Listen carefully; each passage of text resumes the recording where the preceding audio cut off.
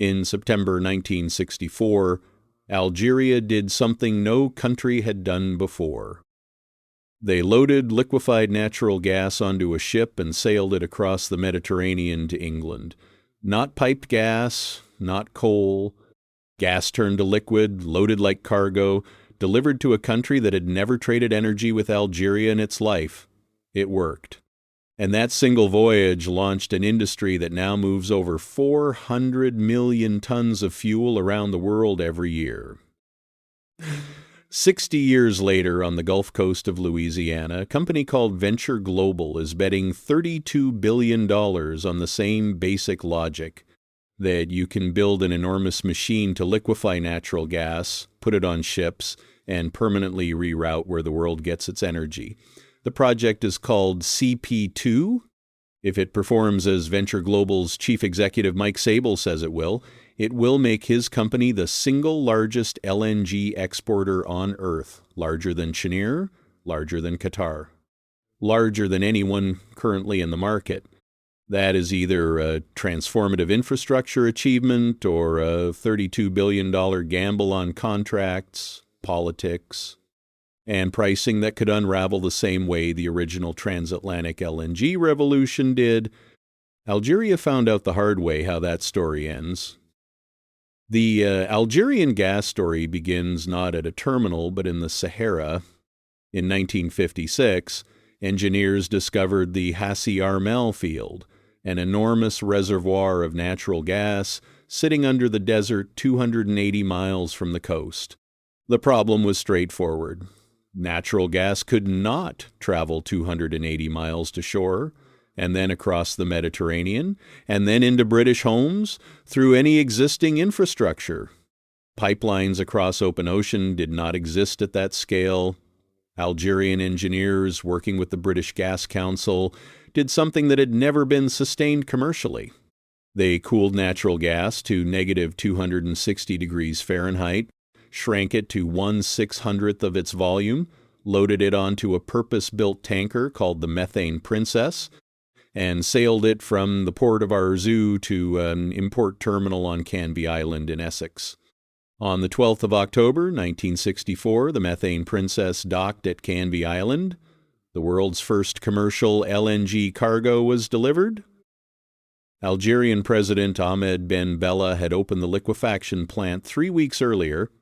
Sonatrach, Algeria's state energy company, created just the year before, was now in the business of selling gas to countries it had never traded with. A 15-year contract at 700,000 tons per year. The gas eventually supplied roughly 10% of Britain's needs. What Algeria proved in 1964 was not a commercial thesis.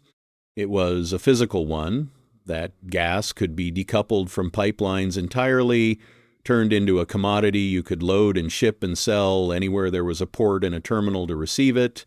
The rest of the energy world spent the next decade absorbing what that meant. Algeria did not stop at Britain.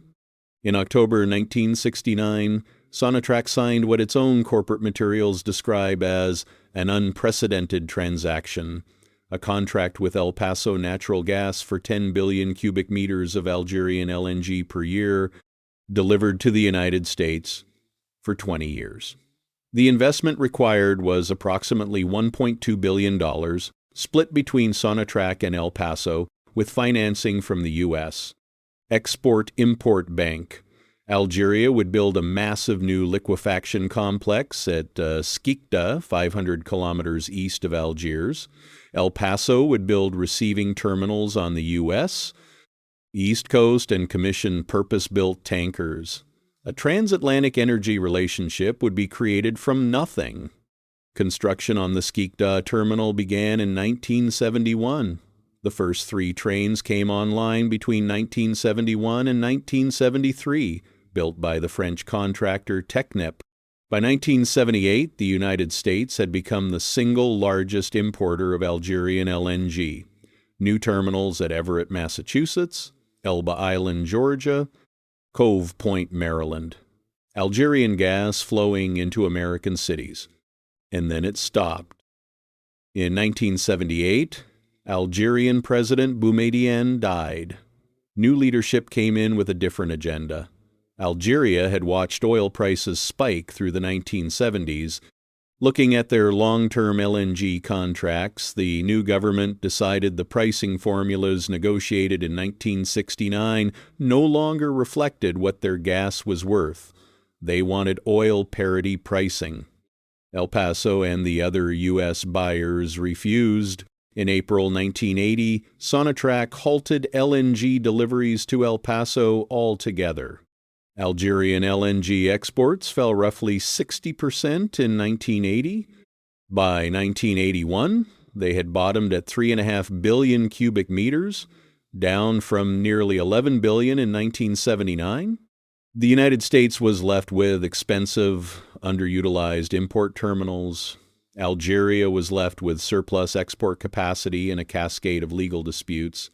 The U.S.-Algeria LNG relationship, built on a decade of investment and a web of 20-year contracts, was functionally over within a decade of reaching full scale. Mid-decade, Sonatrach settled with one counterparty, Panhandle Eastern Corporation, in exchange for cash and a 10% equity stake in a spin-off that would eventually become Anadarko Petroleum. Disputes with other terminal holders dragged on for years. Skikda, the centerpiece of that transatlantic ambition, never became what it was designed to be. Port restrictions kept the largest LNG carriers from docking for decades.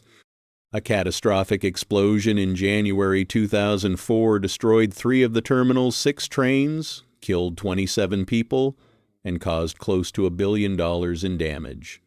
As of 2025, only 1 operating train remains at the site. CP2 is a different kind of project from Skikda in almost every important technical respect. Venture Global is not pioneering a new technology. LNG has been commercially proven for 60 years. The global trade infrastructure, tankers, import terminals, pricing benchmarks, exists and is mature. The United States is already the world's leading LNG exporter before CP2 produces a single ton. What CP2 is doing is not creating a new industry. It is expanding one at a scale that will shift global pricing dynamics.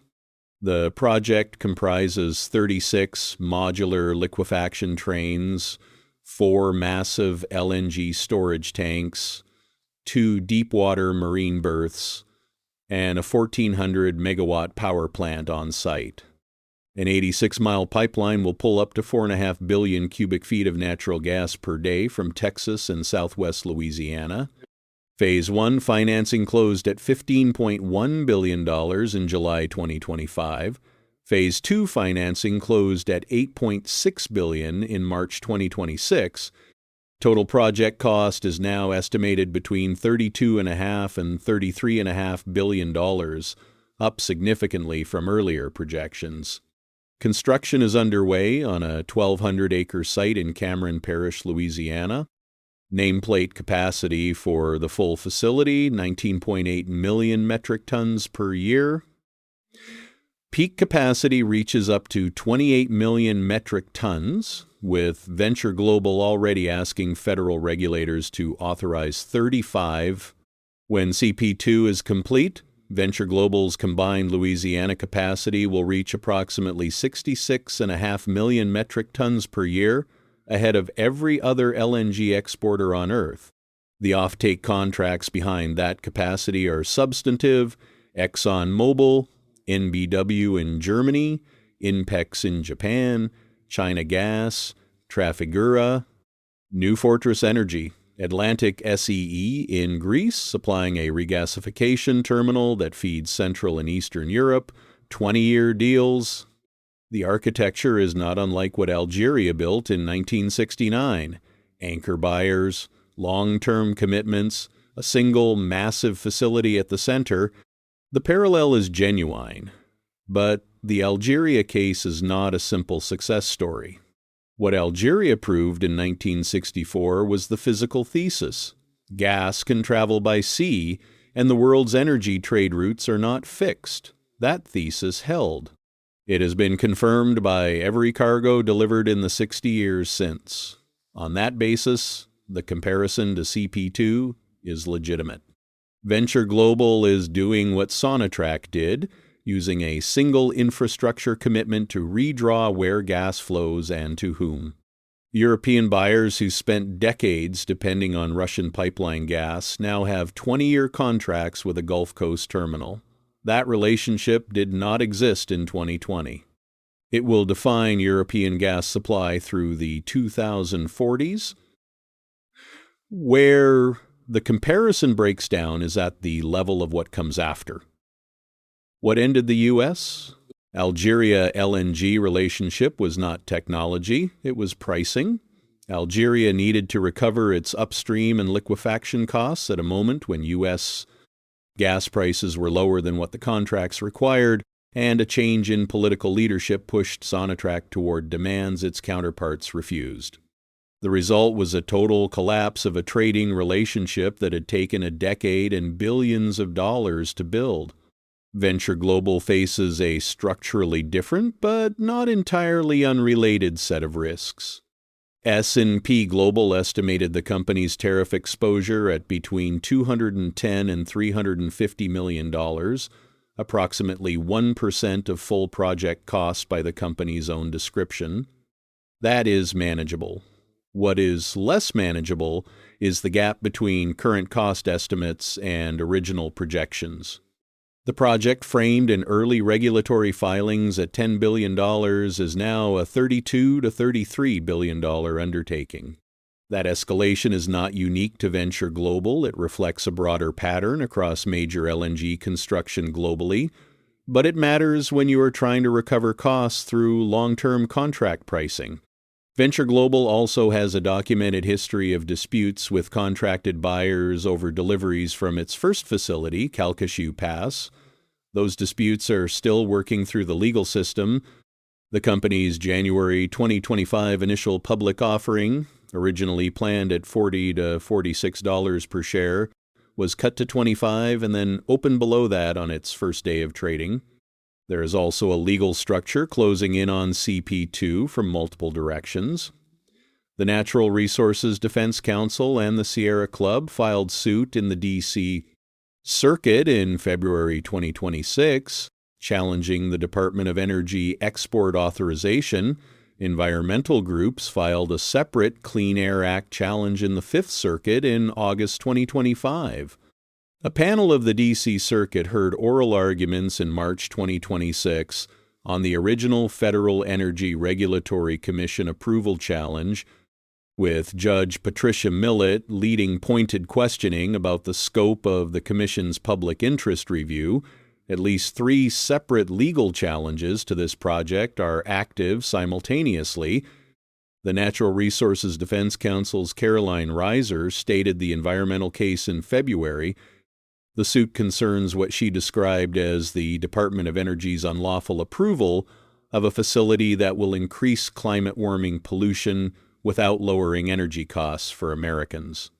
The Sierra Club's Roddy Hughes made the supply argument directly that exporting gas reduces domestic supply at the same time that data centers and extreme weather are increasing demand for energy.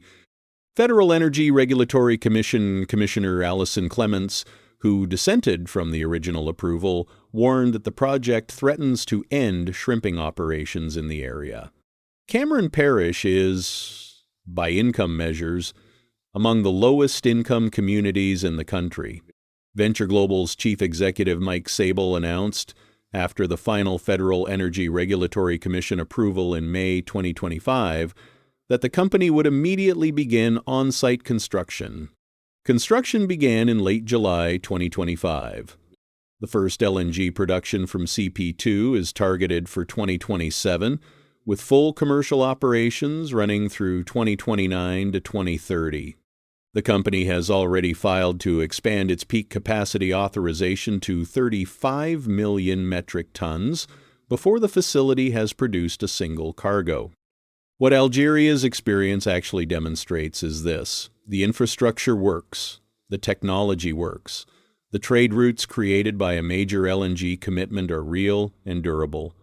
The world's LNG trade expanded from one route in 1964 to over 400 routes today, and Algeria was the proof of concept. But the contracts that hold that infrastructure together are only as stable as the pricing agreements, the political environment, and the counterparties on both ends. When any of those shifts, when a government changes, when prices diverge from what the original formula assumed, when costs escalate past what the long-term price can recover, the whole structure becomes a liability. The Skikda terminal that Algeria built to supply the United States now operates a single replacement train, rebuilt after an explosion, serving markets Algeria never originally targeted. The tankers that were supposed to cross the Atlantic ended up going elsewhere. The U.S. terminal sat underused for a generation. CP2 is not Skikda. The scale is larger, the technology is mature, the legal structure is American, and the geopolitical moment after 2022, with Europe actively working to exit Russian gas dependence, creates demand that Algeria could not have anticipated in 1969. Those are real differences. But a $32 billion bet on 20-year contracts in a political environment that shifted once already between the Biden pause and the Trump reversal, with cost estimates that have grown by several $billion and legal challenges pending in 2 separate federal circuits, is not a project whose outcome is settled. The infrastructure under construction in Cameron Parish may well become exactly what Sable says it will, the dominant force in global LNG supply for a generation. Algeria showed that is possible. Algeria also showed what happens when the commercial logic holds, but the contracts don't. Phase 1 is under construction, Phase 2 is financed, the courts have not yet ruled, the first cargo is still 3 or 4 years away. That is where things stand.